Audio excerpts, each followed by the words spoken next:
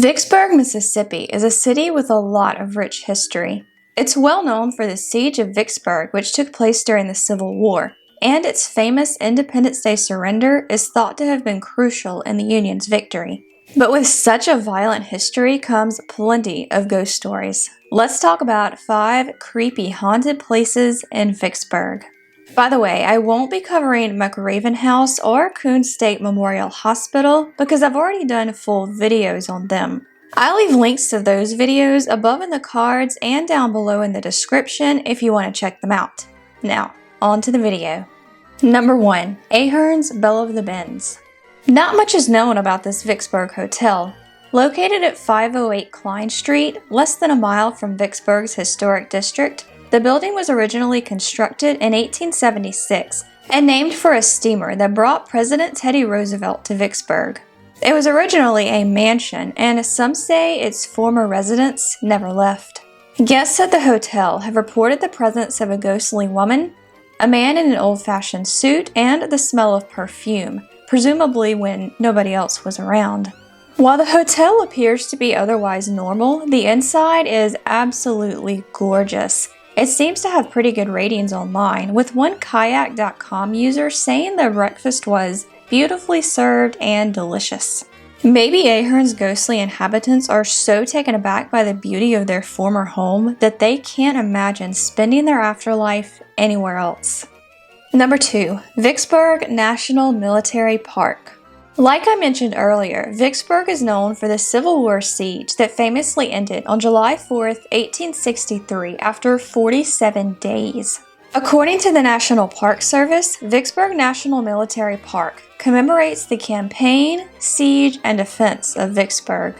Located at 3201 Clay Street, the park has long since been an attraction for history buffs and picnickers alike. But have some of the ghosts of Civil War soldiers chosen this park to spend their afterlife? Several of the park's monuments are said to harbor ghostly activity. People report that the faces on the Pennsylvania Monument will sometimes cry tears of blood. Others claim the faces will blink if you shine your flashlight on them at night. Witnesses have also seen smoke coming from the Texas Monument and soldiers' ghosts hanging out around the Illinois Monument. Other reported activity includes large walls of fog, orbs, the phantom sounds of horses and cannons, and the smells of smoke and gunpowder. Number 3. Cedar Grove Inn.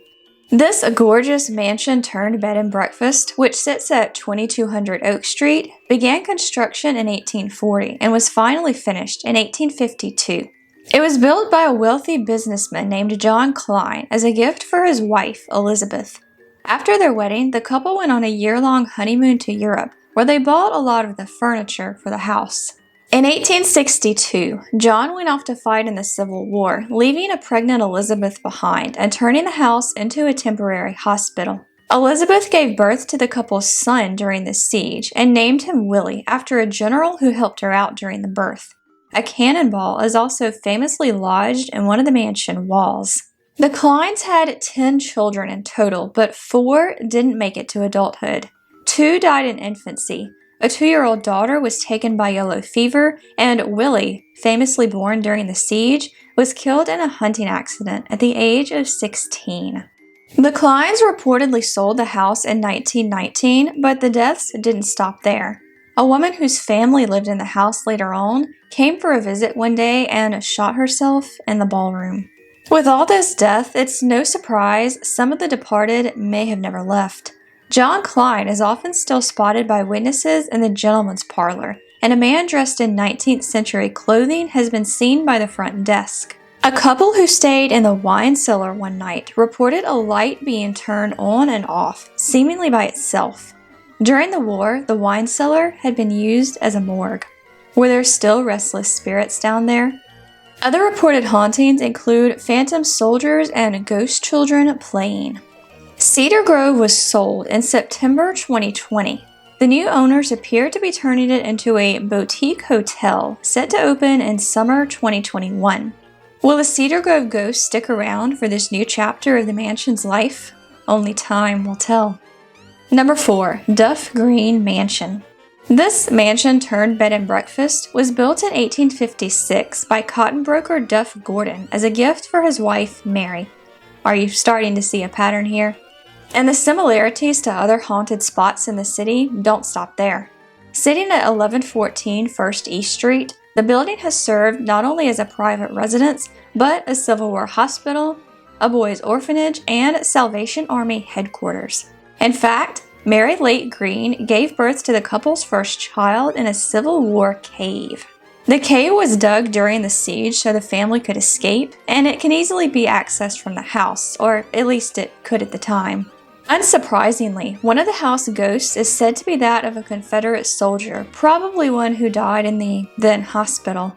The one-legged soldier reportedly likes to sit in front of the fireplace and is also fond of the Dixie Room, which used to be the amputation room when the house was a hospital. Harry Sharp, who owned the house in the 1980s, claims he and his wife have spotted the soldier ghost and heard heavy, disembodied footsteps on the floor and stairs. A tour guide claimed he once spent the night in the Confederate room and woke up to find his bed covers pulled back and moving up his leg. But maybe the most spotted ghost is that of the Green's daughter Annie, who died from yellow fever. Annie likes to do typical child things like play ball and run up and down the stairs. There's at least one story of a toddler visitor to the house playing ball with Annie, and the ghost girl was even reportedly spotted by the Sharps' granddaughter when she was young. Mary Lake Green has also been spotted, but the mother and daughter don't appear to interact much. I found audio of a paranormal investigation that took place in the house's former amputation room and supposedly picked up audio of Annie's ghost. Unfortunately, I couldn't get it to work on my end. Maybe it's because Safari hates me. Or maybe, just maybe, the ghost of little Annie only wants to present herself to certain people. Number 5. Anshuka Historic Mansion and Inn. Named for the Choctaw word for happy home, the house that later became this bed and breakfast was initially built in the late 1820s. The actual Anshuka Mansion was later built by politician J.W. Malden. It was also turned into a temporary Civil War hospital. Again, even more similarities among all these haunted places. But unlike some of these other locations, soldiers don't seem to haunt these grounds. The main and perhaps only ghost spotted here is that of Archie, the daughter of a former owner. As the story goes, Richard Archer bought the house in 1837 and moved his family in. But Archie soon took up with a boy who her father saw as beneath him class-wise. He forced her to break up with her new boyfriend, and she was so angry about this that she never got over it, even eating her meals alone and away from the rest of the family. Now, she presumably chooses her former home as the place to spend eternity, either waiting around for her old boyfriend or maybe still unable to let go of her feud with her dad, even in death. Sightings of Archie go all the way back to the 1960s. She reportedly wears a long brown dress and hovers on the balcony or hangs around the stairs, slaves' quarters, parlor, or dining room, the latter two being places she often ate away from her family and life. Staff members have reported the sounds of glass breaking and water running when nobody else was around.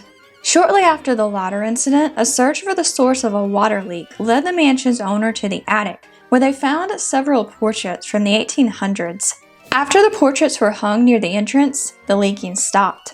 Was this all a strange coincidence? Or did Archie want these portraits to hang and sent a ghostly signal to get it done? In another story from 2009, a cook at the mansion, as well as a friend of theirs, claimed to see a young woman in a nightgown heading up the stairs to one of the bedrooms. They asked around, but nobody knew about any guests matching her description that were there at the time. That same year, a couple staying at the hotel took photographs that showed the same girl when they looked at them later. However, this one was described as a little girl. Maybe they just meant she was relatively young, or maybe this is yet another ghostly occupant of the mansion. Before we go, I want to mention the book Haunted Vicksburg by Alan Brown.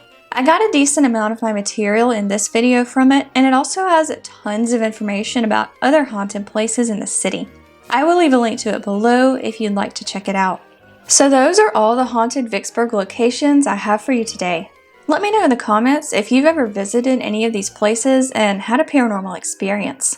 I went to the military park back in college, but didn't know it was haunted at the time and didn't see anything out of the ordinary. If you enjoyed this video, be sure to like and share it. And for more paranormal videos, true crime, and other general dark content, I hope you'll consider subscribing and hitting that bell. Thank you so much for watching and have a creepy day. Bye guys.